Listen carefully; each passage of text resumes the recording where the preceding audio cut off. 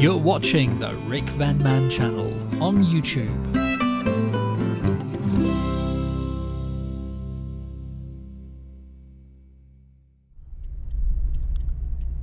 Well, greetings and salutations. This is Rick. I hope everyone is having a great day.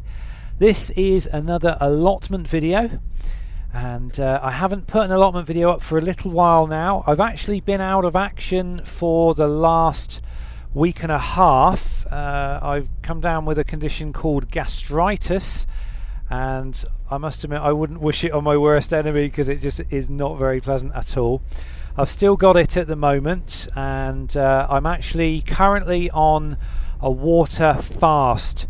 I've got to fast and stop eating for about 3 days just to give my stomach a chance to regain its coating. Basically, my stomach has lost either all or part of its sort of lining, and I'm not entirely sure how it's come about. I've been to the docs, I've been tested for various things, and this is the solution that he suggested. Basically, stop eating for a little while, and I've got these special medicines that stop my body producing acid to give my stomach a chance to recover. Anyway, the reason I'm telling you this is because I'm just driving to the allotment now for the first time in probably over a week, and I'm not entirely sure what to expect. Like I said, I haven't been there for a little while, and it's, well, we'll see when we get there. But obviously there's not a huge amount I can do today, because when you're fasting, when you're not taking on board calories, you have to be very careful about how you exert yourself, because obviously you've got dangers of wearing yourself out very, very quickly, and I don't really want to go there. So anyway, sorry, way too much information, but let's have a look at the allotment, and we'll see what's what.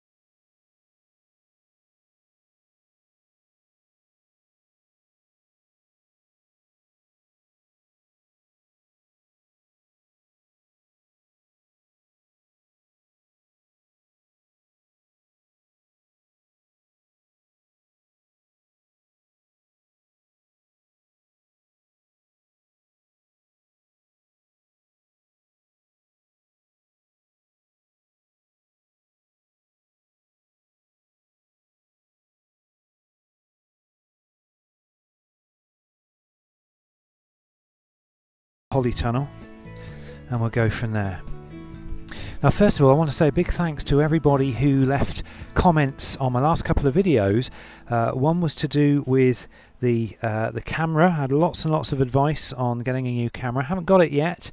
Still weighing up, still doing lots of sussing out, but hopefully it will be soon. And of course, the other one was the white tomatoes. Now, one of the reasons I put my tomatoes on the windowsill is because it's something I've done every single year, and they've always gone red. So quite why my tomatoes went white this year, I have no idea.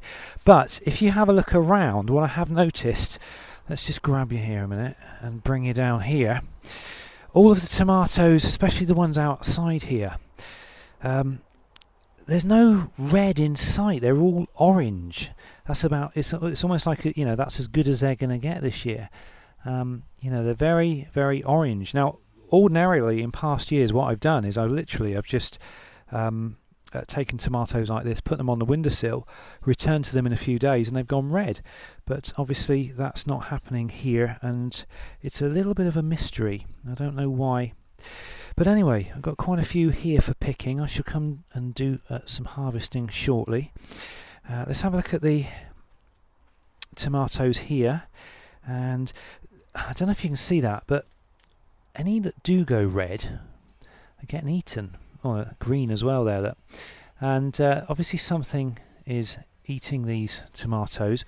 Not quite sure what, but never mind. By the the majority of them look, I presume these are Gardener's Delight, the majority of them look just fine. So I'm going to pick some of those before I go home. But they're all still looking quite healthy, no signs of blight or anything, which I'm really pleased about. So that's a good thing. Now, you may have noticed it's a bit tidier here than it was last time you saw it.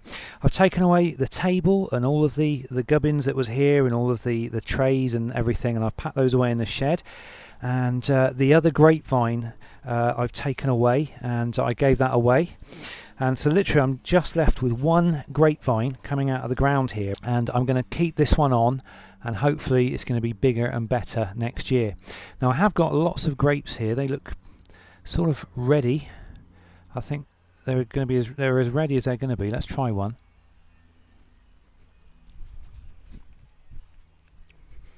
Excuse me. Yeah, they're grapes. They're not massively impressive, but they taste okay now. But I'm not sure what to do with them. The last lot, because I've already harvested some from these, and I turned them into juice. That juice was very, very nice. It was very, very sweet.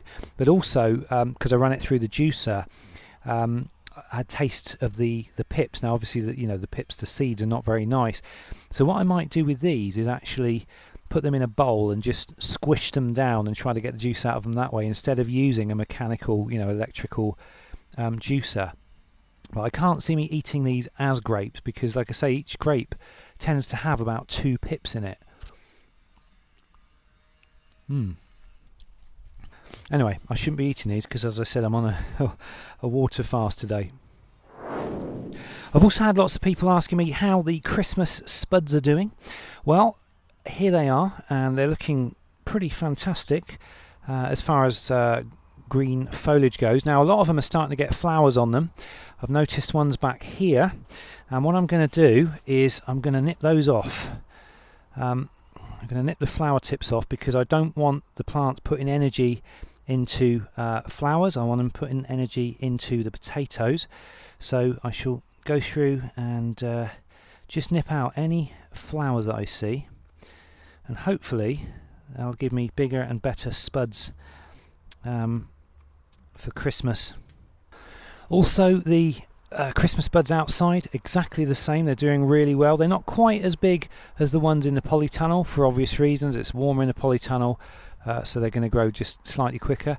But they're all looking good, and once again, they've all got flowers on the tops, which I'm just going to pinch out and hopefully stop them putting energy into the flowers and more energy into the spuds.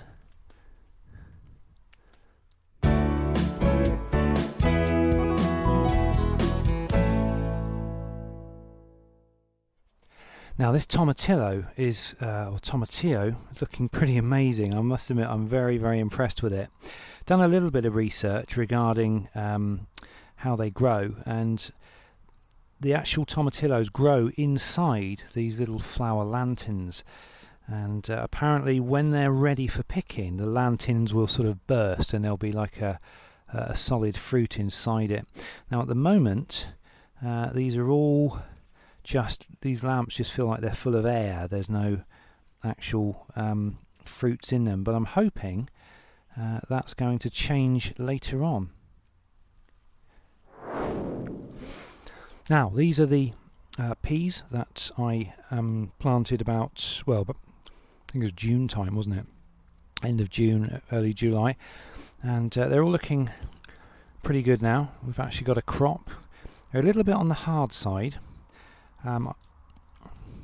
But these will be fine for cooking. Not so much fun just eating them out of the pod because these are actually very hard.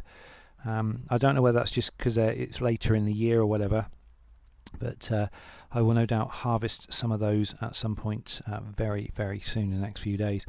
I suppose I've got to be a little bit careful about what I harvest today because obviously I'm not eating anything for the next 2 to 3 days because I'm on this water fast.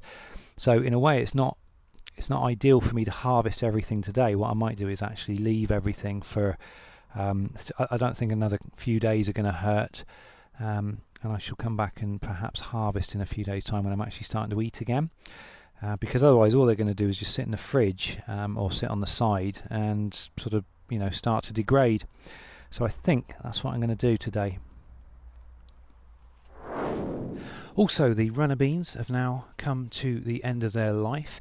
The last lot that I harvested from here sort of over a week ago, they were all very, very stringy, very, very sort of, not nice enough to eat. But I did harvest a huge 2 carrier bagfuls actually from here the other day, and I gave them to my sister, and she's going to make some wine out of them. So that's going to be interesting, and I may make another video about that later on. Now, one of the most popular questions I've been asked of late is about these cat and animal scarers. Do they work? Well, we've had some success and some failure. Basically, the one in here has worked beautifully, and there have been no signs whatsoever of any visits by any cats or foxes or whatever in the polytunnel, and that's with the single door closed but this area open. So it's been a success in the polytunnel. However, the one outside has failed miserably on 2 counts. Firstly, it's not even there now because I had to take it back with me last week because the batteries ran out, and that wasn't good, especially the fact that it's got a solar panel on it. So I've had to order some new batteries. They haven't arrived yet, but as soon as they do, it's going back. But putting it there in the corner, it didn't protect certain areas here, and you can see I've been left some parcels here which have been regularly appearing, and also I've been getting little parcels left for me in this bed. I don't know if there's any here today, I haven't checked, but obviously with the cat scare pointing that way, this area isn't protected. So I'm thinking what I do is when I put it back, I'm going to put it up at this end of the allotment and have it pointing down, and hopefully it might help. I've also tried feeding the cats or whatever it is that has been leaving parcels for me, and I've put bunches of food down, just like dried biscuits, and I've come back and they've been eaten, and on those particular days I didn't have any sort of cat mess anywhere.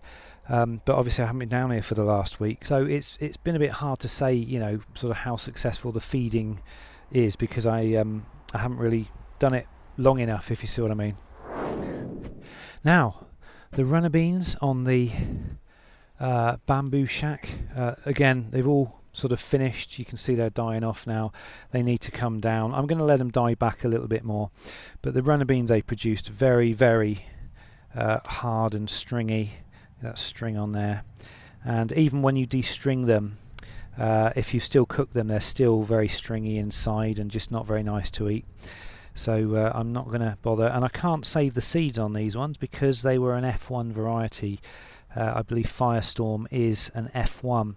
So if I was to plant, dry these off and plant them, I would only get one of the parent plants, not the actual F1 Firestorm. So there's no guarantees what I'm going to get next year. I mean, I could plant them out of curiosity, but I don't think there's any point really. The Rick's Allotment crate obviously finished for this year. This was the Rudbeckia marmalade, and it looked beautiful when it was in its full glory, but unfortunately it's had its day now. So I'm going to plant that up with some new flowers. Hopefully that they'll be coming out in the spring. Okay, so this is the sweet potatoes, and they're still looking pretty good, although looks like they're being eaten by something, not quite sure. So I still haven't got a clue what to do with sweet potatoes, and I've never ever grown them before. These were the slips that Sean from the Hawk Channel TV YouTube channel brought down for me when he visited, and I still haven't looked up yet what I need to do with them or when I need to harvest them. I'm sort of tempted to have a little rummage around in the dirt down there, but I might leave that. Let's have a go. Let's get a glove on. Let's just, out of curiosity, let's have a little rummage, see if I can find anything. There might be absolutely nothing down there, or there might be So I don't really want to disturb the root system or anything, but no, I can't feel anything down there. There's plenty of roots I'm breaking through. I think I'll leave well alone actually. Oh, hang on, what have we got here? There's a red coloured root, so that's obviously something to do with them.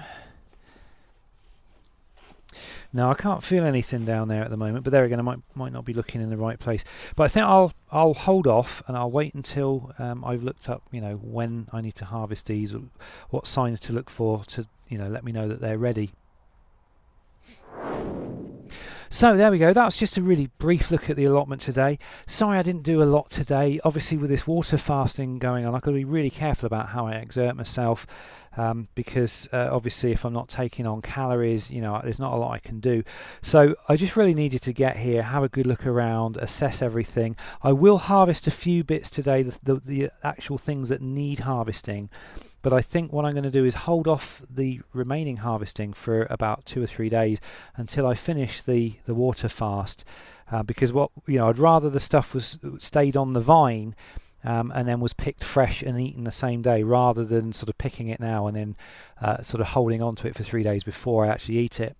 So I think that's what I'm going to do.